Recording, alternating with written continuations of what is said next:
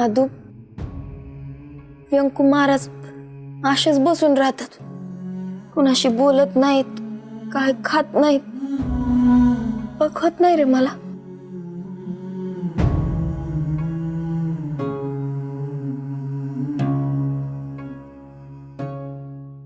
मला पण बघवत नाही का इंदू? मी बोलू का त्यांच्याशी? एक काम कर, त्यांनी काय खाल्लं पिल्लं नाही तर तब्येत खराब होईल त्यांची.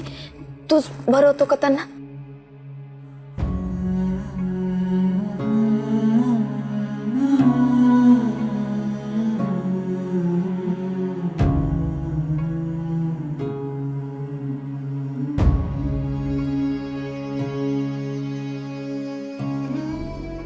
काका अरे काय चाललंय तुझं हे? तू माझ्याशी पण नीट बोलत नाहीये, नीट जेवण पण करत नाहीये. हे असं अजिबात नाही चालणार. तुझ्यासाठी ताट आणलंय मी आता. हे यात काही जरी उरलं ना तर विठुरायाला राग येतो. राग यायला तो आहे कुठं आपल्या डोळ्यांसमोर. असं काय बोलतोय काका? सगुण रूपात नसेल पण निर्गुण रूपात तर सगळीकडे असतोच ना तो. तूच तर सांगतोय. एक घास खाऊन घे ना प्लीज. मला खरंच इच्छा नाहीये आधू. हे अशी कशी इच्छा नाही? हे अजिबात नाही चालणार. तूच म्हणतोस ना की शरीर धर्म पाळायला पाहिजे माणसाने म्हणून. आता तूच पाळत नाहीस. हे घे.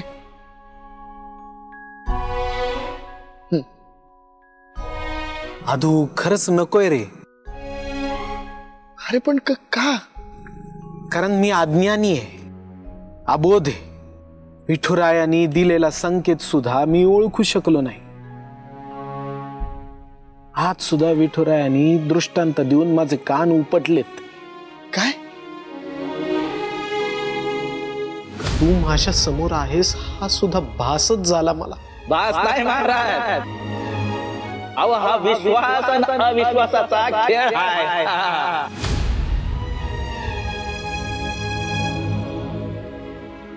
अहो विठ्ठलाच्या भक्तावर विश्वास म्हणजे साक्षात विठ्ठलावर विश्वास बर का. अरे पण तू असं निगेटिव्ह विचार का करतो? तू पुण्यवान आहेस म्हणून तुझ्यासोबत असं होतंय असं विचार कर ना.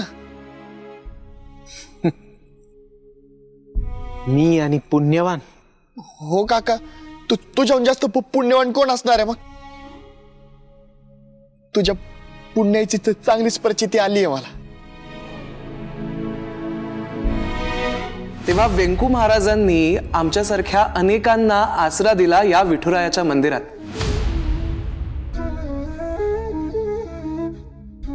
व्यंकू महाराजांसारखा देव माणूस हा खोटा असूच शकत नाही. तुमची बाजू न्यायाची असणार आणि तशी असेल तर तुम्हाला जी जी कायदेशीर मदत लागेल ती मी नक्की करणार.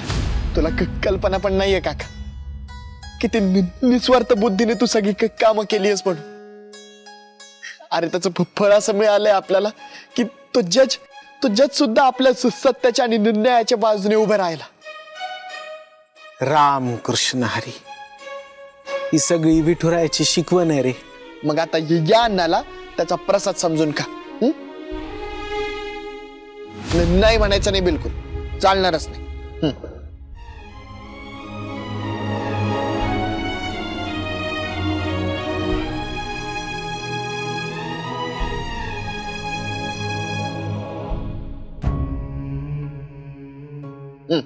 आधू बास. तू म्हणालास ना की हा विठुरायाचा प्रसाद आहे, मग मी प्रसादा इतका खाल्ला तो. आता आणखी काही नको मला.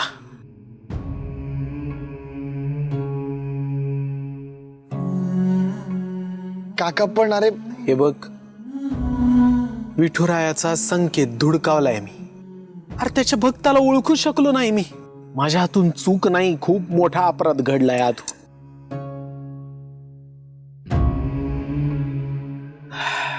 खूप मोठा अपराध. महाराज, तुम्ही उगाच स्वतःला दोष देताय, त्रास करून घेताय.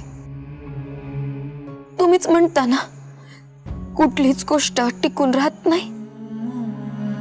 हेही दिवस जातील हो महाराज, नक्की जातील.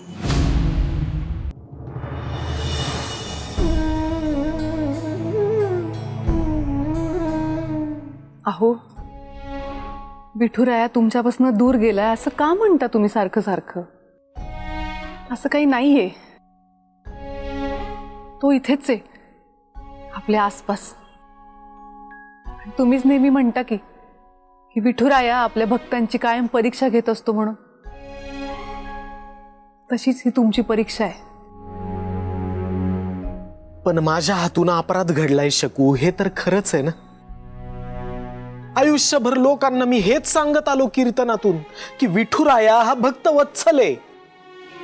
त्याच्या भक्तांना क्लेश होईल असं कधी काही वागू नका. पण मी काय केलं? मी विठुरायाच्याच भक्तावर अविश्वास दाखवला. अहो, माणूस आहात तुम्ही, चुका व्हायच्याच की तुमच्याकडून नाही. आणि यासाठी विठुरायाची माफी मागितली आहे ना तुम्ही.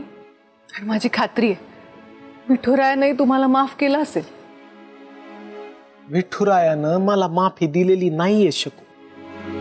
स्वतःच्या हातून चूक घडल्यानंतर माणसाला कायम त्या चुकीसाठी प्रायश्चित्त घ्यावं लागतं. कारण जोपर्यंत माणूस प्रायश्चित्त घेत नाही तोपर्यंत तो केलेल्या चुकीतून कधीच काही शिकत नाही. आणि मला सुद्धा मी केलेल्या चुकीसाठी प्रायश्चित्त हे घ्यावंच लागेल. काकी, अहो तुम्हाला सांगायचंच राहिलं. आम्ही वकिलांची भेटायला गेलो होतो, मी आणि मोठ्या बाई. हो का? काय म्हणाले ग वकील साहेब? ते म्हणाले की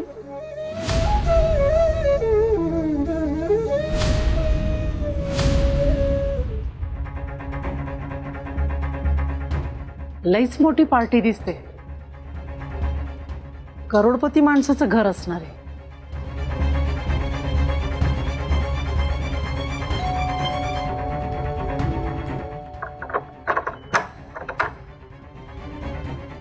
अरे रत्नाताई, आनंद वाटला. आमच्या बंगल्यावर आलात तुम्ही. या, खानदानी माणसाच्या खानदानी घरामध्ये स्वागत आहे तुमचं. या आत या. हे तुमचं घर आहे? हा म्हणजे आमचं नाही, आई वडिलांनी कमवलं आणि आम्ही राखलं. या या या ना घरात या.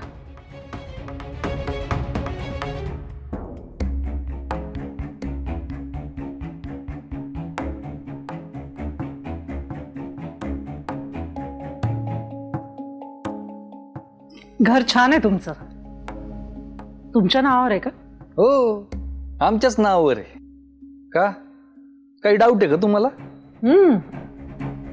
तसं नाही, म्हटलं एवढे श्रीमंत आहात तुम्ही आणि तरी दिग्रसकरांच्या घरातले जावई झालात, घर जावई, म्हणून विचारलं.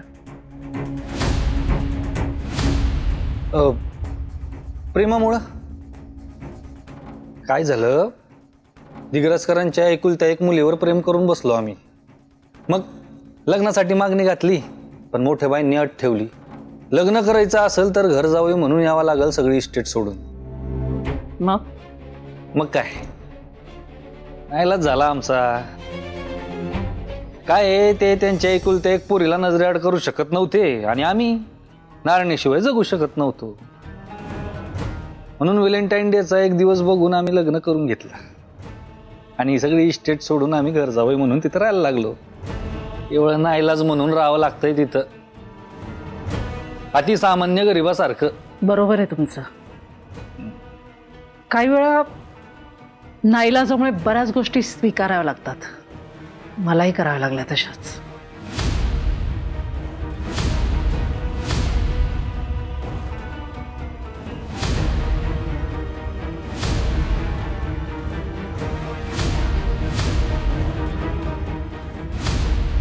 तुम्हाला काय करावं लागलं असं?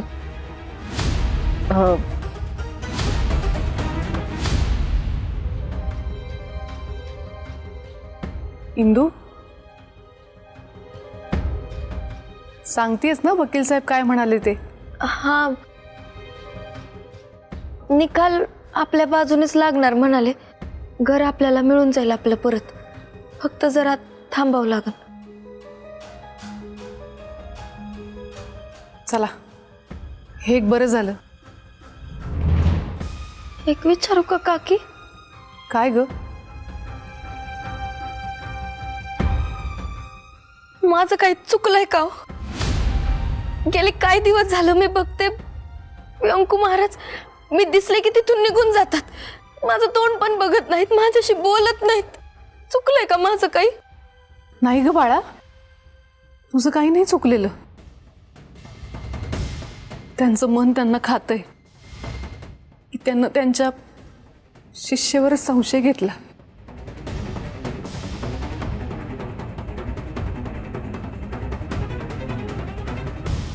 टॅलेंटेड वाटतात. बरंच काही केलेलं दिसतंय तुम्ही. का असं का वाटतं तुम्हाला? हो, आता एवढी मोठी विद्या येते तुम्हाला, नाही का? आणि त्यातल्या त्यात आम्ही विंजेसारखं रे. आम्हाला आहे ना, माणूस बघितला ना आता माणसाची हुशारी कळते.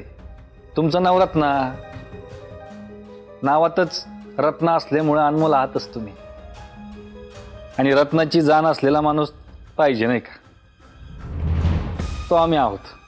हो, ते तर आहेच. रसायनाची जाण चांगली आहे मला. इतक्या वर्षांची साधना आहे, त्यामुळे बऱ्याच सिद्धी प्राप्त आहेत मला.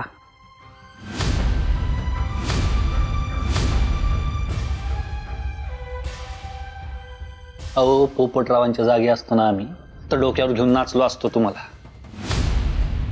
पायाशी लीन झालो असतो तुमच्या. सोन्या चांदीमध्ये बसवलं असतं तुम्हाला. अहो, मार्केटिंग केली असती तुमची. तुमचं महत्व सांगितलं असतं लोकांना, ओरडून ओरडून ब्रँड केला असता तुमचा ब्रँड. लोकांना सांगितलं असतं रत्नविद्येची खान बातीस की मान. अहो, रत्नाची पारख असलेला माणूस पाहिजे आमच्यासारखा. खरंय, सगळ्यांना ती जाण नसते ना. हा, ते तर आहेच. पण ते दोघं तुमच्याशिवाय काहीच नाही. अजिबात नाही. त्यांना माझ्याशिवाय काहीच जमणार नाही, काहीच करू शकणार नाही ते. आम्हाला पण तुमच्या मदतीची गरज आहे. हा, तुम्ही म्हणाल ना तेवढे पैसे देतो आम्ही, फक्त तुम्ही आम्हाला मदत करा. चांगला विचार करताय. पण मला एक सांगा की तुम्ही असं का बरं म्हणालात की तुमच्याशिवाय पोपटराव आणि श्रीकाला काहीच नाही? सगळ्याच गोष्टी पहिल्या भेटीतच जाणून घ्यायच्या आहेत का विंचे सरकार? तुम्हाला पूजा करायची आहे ना? हो, करायची आहे ना. उद्या भेटा मला.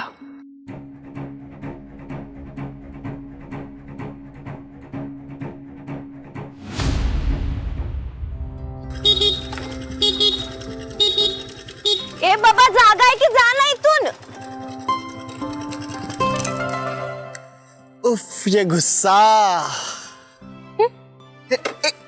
लाज नाही वाटत का एका लग्न झालेल्या मुलीला छेडताना? चांगल्या घरातल्या पोरांना शोभत नाही हे आदोक्षज महाराज. सांगू का मोठ्या बाईंना? त्यांना सांगून काय फायदा? त्यांनीच एवढं अवघड नाव ठेवलंय माझं. निलाजरा. ते तर आहेच. अरे, रस्त्यावर येत ना आपण, असं काही करायचं नसतं. सॉरी. It's okay. खरं तर मी तुला 1000 वेळेस सॉरी म्हणायला पाहिजे इंदू. का? अगं, मी एवढं संशय घेतला तुझ्यावर. तू माझ्या कानी कपाळी ओरडत होती, पण मी नाही विश्वास ठेवला तुझ्या. हा, तू त्याच गोष्टीला घेऊन किती वेळेस सॉरी म्हणणार आहेस मला? झालं गेलं, गंगेला मिळालं. हा तर तुझ्या मनाचा मोठेपण आहे. मी 2 वेळेस घर सोडून जाणार होतो त्याच्यामुळे, पण तू होतीस म्हणून घर राहिले इंदू. घर तू दिले नाहीस. तू घर माझं पण आहे ना. हो ग, आहेच, पण माझं गाढव पण. माझ्या नवऱ्याला जर गाढव म्हणालास ना परत खपवून घेणार नाही मी. सॉरी. अरे परत सॉरी थँक्यू जर बोलला सोडूनच जाईन तुला मी. जाऊ दे तिकडच. सोडण्यासाठी थोडेच धरले. पण आता सोडावं लागन. का? गाडीवर कशी बसू?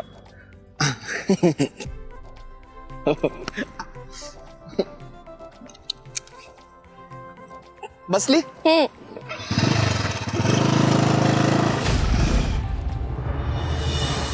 पोपटराव, लाज वाटत नाही एखाद्याला फुकट राबवून घ्यायला? आजवर तुम्ही सांगितलेलं प्रत्येक काम मी करत आले. माझ्या खिशातले पदरचे पैसे खर्च करून तुमच्यासाठी मी अर्क सुद्धा बनवून दिला. त्या बदल्यात मी फक्त माझ्या मेहनतीचे पैसे मागते तर तुम्ही माझा अपमान करताय. दिले तर होते ना ग तुला 20,000? 50,000च्या अर्धे पण नव्हते ते.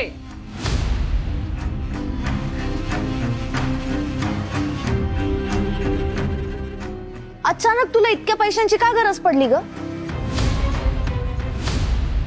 नाही करणार कायस एवढ्या पैशांचं तू? कोणाला देणार आहेस का? पण आमच्या व्यतिरिक्त तुझं आहे तरी कोण? तुमच्याशिवाय म्हणजे?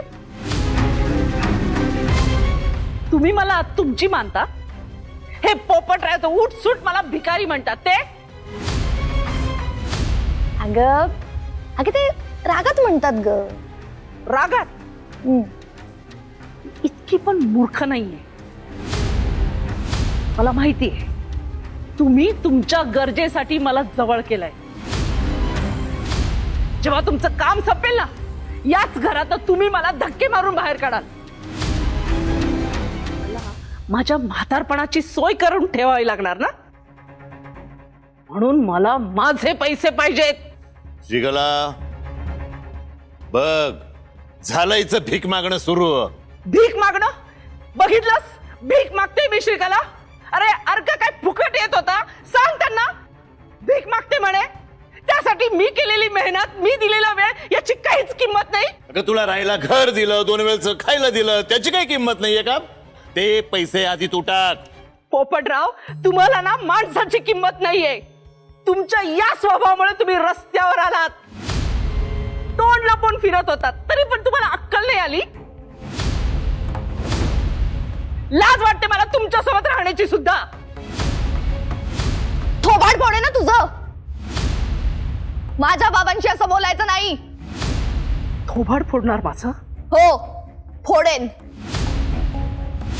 फोड फोड माझं थोबाड. अरे तोंड लपून फिरत होतात रे तुम्ही. तेव्हा ही रत्नाच तुमच्या मदतीला धावून आली होती. आधार दिला होता मी. आणि त्याची ही परतफेड करताय. तुमच्यासारखी ना नालायक माणसं पाहिली नाही मी आजवर. नालायक कोणाला बोलतेस का तू? हा, जे माझे पैसे देत नाही ना त्यांना बोलते मी.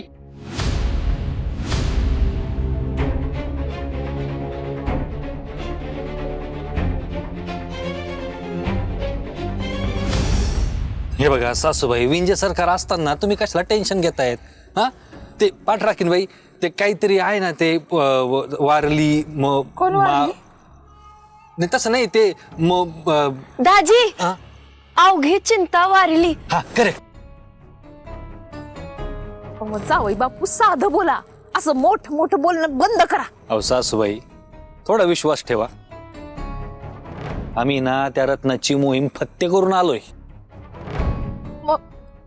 म्हणजे गोपाळच्या खुराचा साक्षीदार सापडला? सवाल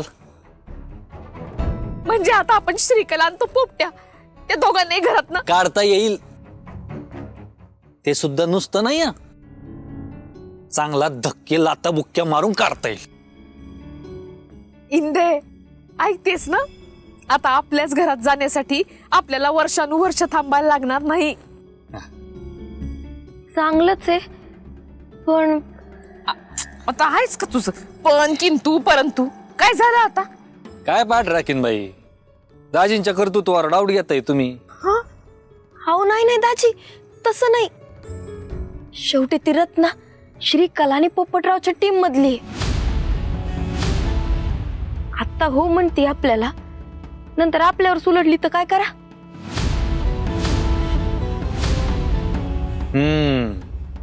पाठराखीनबाई बोलताय ना ते पटतंय आम्हाला, पण आम्ही ना त्या रत्नाला चांगलीच बाटलीत उतरवली. म्हणजे तिला असं छानसं मोठं घर दाखवलं. अहो ते घर पाहताच डोळे फिरले तिचे. मला नाही वाटत ती आपल्याला दगा देईल. नक्की ना? 100%